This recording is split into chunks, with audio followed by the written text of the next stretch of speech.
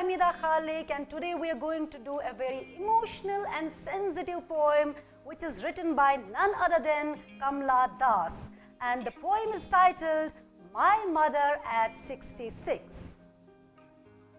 So I have divided for your convenience this lecture into 6 parts. So we'll be dealing with all the segments, all the 6 segments that are there in the poem. So the first part will be talking about the poet, then we'll be discussing about the central idea, then we'll be talking about the recitation, we'll be doing the recitation of the poem itself, then we will do the bit of analysis with key points, and then we will talk about, last but not the least, we are going to discuss about the poetic devices that have been used in this poem. So let's begin with about the poet, that is Kamala Das.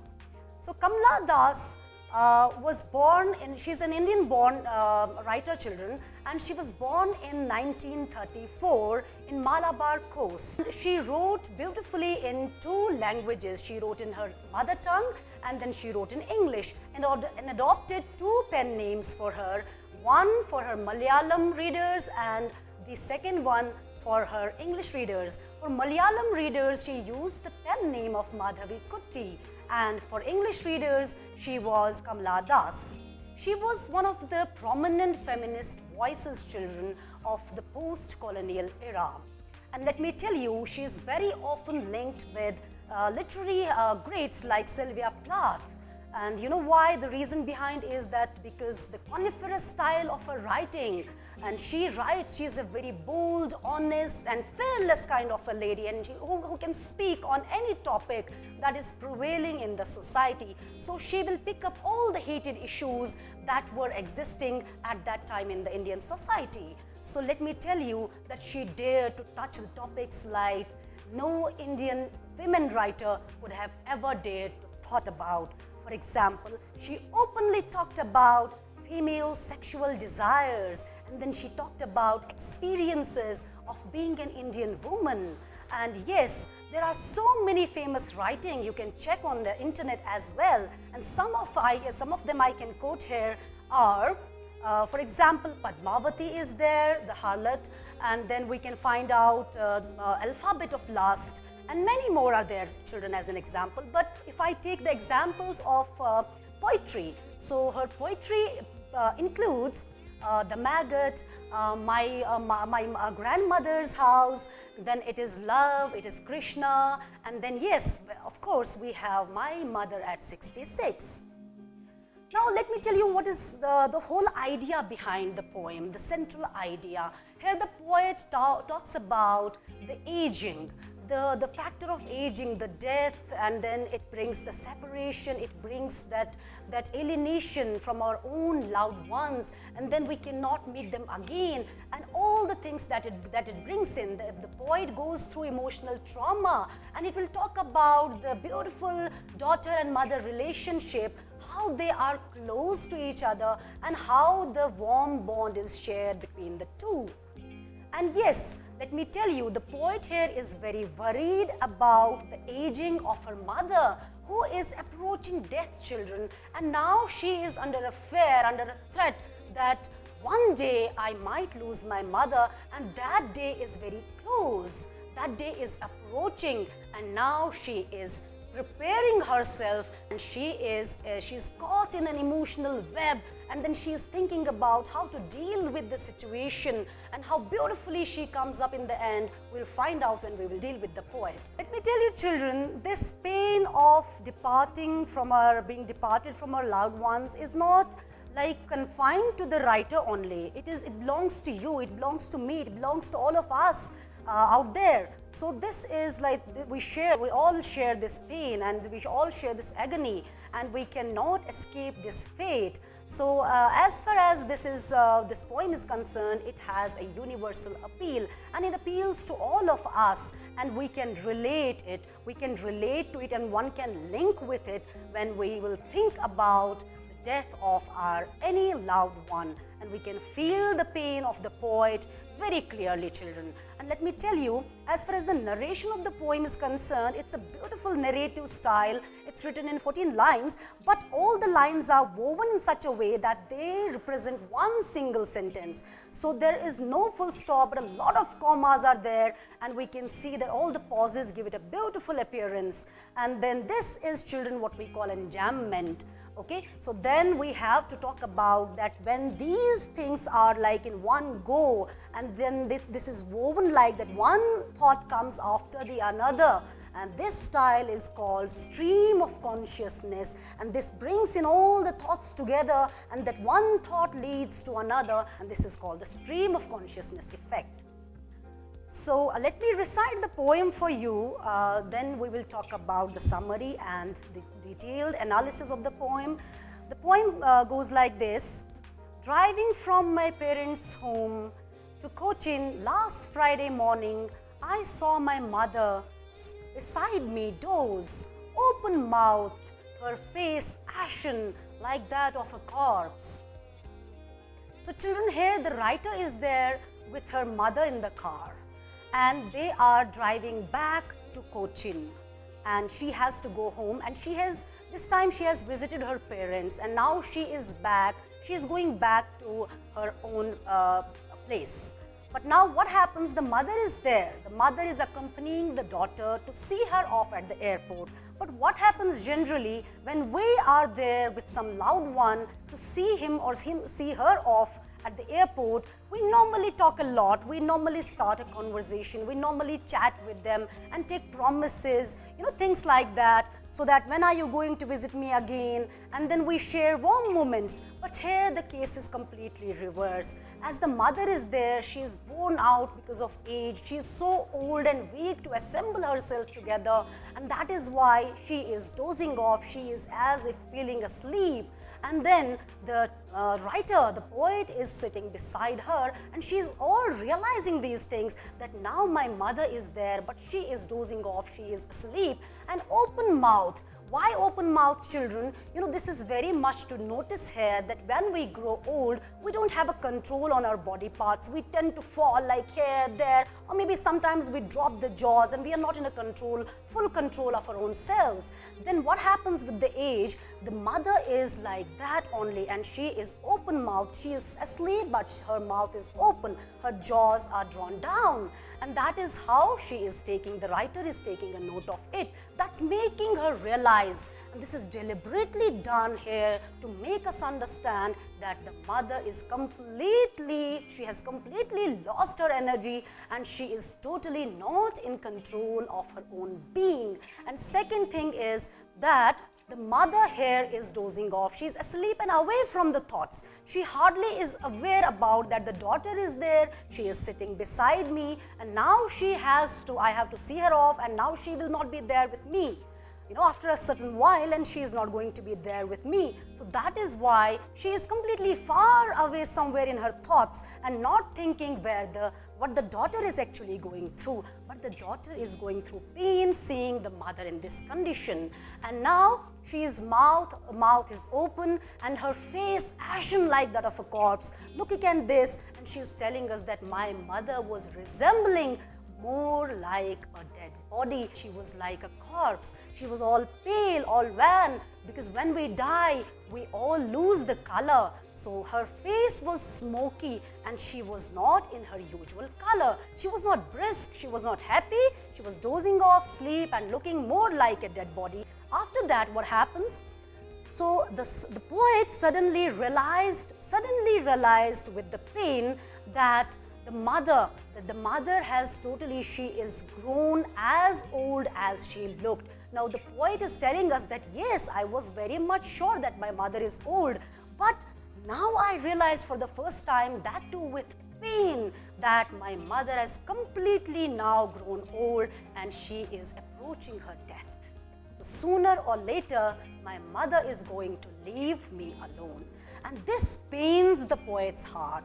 And then what she does, children, is very interesting. She does beautifully. She takes a refuge refuge by looking outside the window of the car, and that is why she is telling us, but soon put the thought away. Which thought? The thought of losing the mother because of the aging and all these things, ill health that accompanies the old age.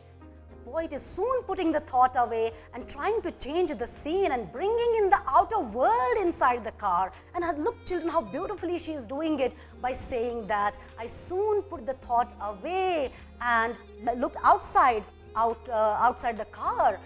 She is talking about that what she saw there, what she is seeing at that moment is, I saw all the trees sprinting. So the trees, sprinting trees. Now tell me, can the trees sprint? No, not at all. Because sprinting is like quick runs, as if a toddler walks fast quickly. So why is she telling us that the trees are sprinting? Trees normally do not sprint. It is actually, children, when you are sitting in the car and the person and the passenger sitting in the car, they do feel like this, as if the whole world is running fast. But it's not the world running fast, it's actually we who are sitting in the car. They are actually running quickly, and it appears for the poet that as if these trees are so brisk and so happy that they are running in happiness. And plus she is bringing in another scene that the children, they are happy, they are full of joy, full of life, young trees sprinting, and the merry children who are spilling out of their homes. Now, what are these two lines? Let's discuss. First I gave you, and the second, the merry children. Why she is talking about the merry children? And let me ask you a question. If I assume that you are going through, you're taking a journey, and you are in a car. Now, what do you see? For example, if for a moment you will just glance outside, then what you will see? You will see 10 different things. You can see rocks, you can see milestone, you can see the roads, you can see empty roads, you can see shops, market, hustle and bustle. But children, why is she only focusing on sprinting trees and merry children spilling out of their homes? This is a very beautiful contrast, and this contrast actually is like the contrast of the old age of the mother. The mother is ailing, the mother is old, mother is sick, but here, the other side, we have the merry children, we have young trees. Is it possible that every road has only young trees? No, there can be the old trees. But she is not writing about the old trees. She is talking only and only about the young trees, just to bring in the contrast. Contrast what can best soothe the pain of the writer. That can be soothed by this full of life trees, full of life children. They are all vigorous, they are vital, they are full energetic, and this is a beautiful contrast which is deliberately done by the poet to show or to get in parallel or in comparison with the old age of the mother. Fine? So hope you understand this point. This is very important to understand. Now, after the airport's security check, now the scene is again changing. Now, why the security check is brought in here? It has a point. Because when we do the security check, then the loved ones, whosoever is accompanying you, they have to leave you there and say bye. Because after that, they will not be accompanying you. So now is the point, and now again she will be in melancholy. Because again, the poet is now talking about the separation and the departure. Now she will not be allowed there. Now the mother is there, and the poet has to take the journey on her own, alone. Fine? So that is why when the security airport check is done, things change. So now again she is looking back and turning to her mother, glancing at her, from a distance, a few yards away, and then looking at the mother's face, and one pale like a winter's moon. Fine. So now why winter's moon? Don't we have the moon in summer? Don't we have the moon in any other season of the year? Why is it always that we have to get it winters, and why the writer is talking about winter's moon? So the winter's moon in literature has a very important significance. Why? Because if you can see, seasons resemble the stages of life. We start life with spring, then comes the spring, then comes the summer, then the autumn, and finally it is the winter. And same is here the journey of a man. You are born, you are children that time, but after that you grow up, you become old, and then aging, and then finally what is there is death. So we can say that the least active part of the life is old age, or the passive part of life is old age. Isn't it, children? And then she is deliberately comparing this old age with the winter's moon, because winter's moon is never shining brisk. It's not so shining, it's not so happening, it's not so bright. Clouds are everywhere and they try to cover up, and the season is foggy, misty. And so is the old age. So we compare old age with the late winter. So that is how she is telling that my mother is old and now she resembles a late winter's moon. After that, what is there? Quite when she is looking at it, she is glancing at her mother and she is about to see her off, she is suddenly looking pale and all these things are there. But one thing is there, she is feeling the pain again. The pain she had felt in the car when she had compared her mother with a dead body. Now the pain is back and she is feeling that pain again and telling us that that old familiar pain or that old familiar ache, I felt that old familiar ache. What is that old familiar ache? This means that, children, this is not something new happening to the poet. She must have experienced this kind of pain even before. Then when? It's the childhood, children. Remember, if your mother leaves you for a moment, then you become cranky, you start crying, looking for your mom. So this is the thing. And her childhood's fear is coming up again, and then she is thinking about, oh, gone were those days, gone are those days when I used not to be alone, when I used to be with my mother every time. But now, see, where life has brought her. She wants to stay with the mother. She knows that the mother needs her the most. She is very emotional. What's happening? She is married. She is caught in her own ordeals, in her own responsibilities, in her own web of that web of duties. She cannot shun that away. Nobody can. So she is leaving.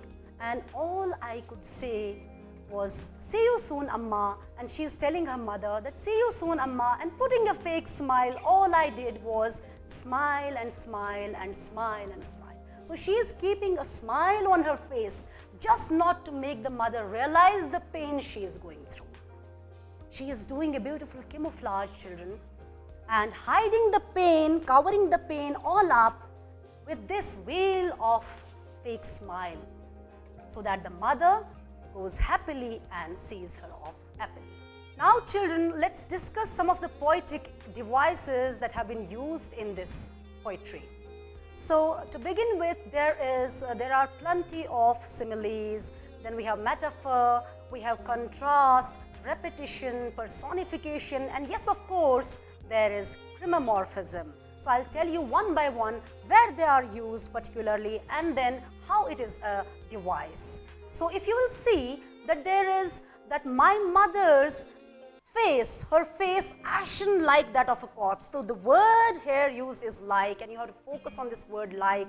The words like, as, they tell you that these are the similes. So this is a simile, children. And again, they're in the end part of the poem when the writer is saying that as pale or wan as late winter's moon. So again that this is a simile. So these two similes are there. There's a repetition, I can say, that the writer is saying, all I did was smile and smile and smile and smile. So this smile and smile is repeating itself many times there. So definitely it is an alliteration also, children, because repetition of S sound is there, right? And then it is the words are being repeated, smile and smile and smile and smile. So we can clearly say this is a repetition also. And then personification, where when it's saying that the trees sprinting. So trees cannot sprint, as I already gave you in the explanation. Then married children are spilling out of their homes. Yeah, you can take it as a lighter side, it's a metaphor. But broadly speaking, it is purely a chromomorphism. Now let's understand what is chromomorphism. I'm sure that you all know what is repetition, what is simile, what is alliteration, what is repetition and all. But what is new to you is chromomorphism. Chromomorphism is, children, actually the opposite of personification. If we in personification say that we give inanimate things, things which are not alive, which are not living, we give them human characters, right? So it's the opposite of personification, and we call it as chromomorphism. For example, married children spilling. So how can children spill? No, they cannot. Beans can be spilled. We often say in English, spill the beans, spill the milk, spill the water. So these things, these objects can be spilled, but not the children. So children are not objects. Children are living beings and they cannot spill. So when it's using children spilling, so we say this is chromomorphism here because we are objectifying children. We are giving them quality of objects, so this is chromomorphism. I'm sure this you have understood. And one important thing is there, which is contrast. I already talked a lot about it, but let me repeat it as a poetic device. When the writer is talking about the outer world, young trees, and then married children. So this young trees, married children is a complete and perfect example of showing that what can be exactly opposite of old age. Brimming, budding life, children full of vigor and strong. So this is a beautiful contrast, children. I hope you have enjoyed this poem. Bye-bye. Take care.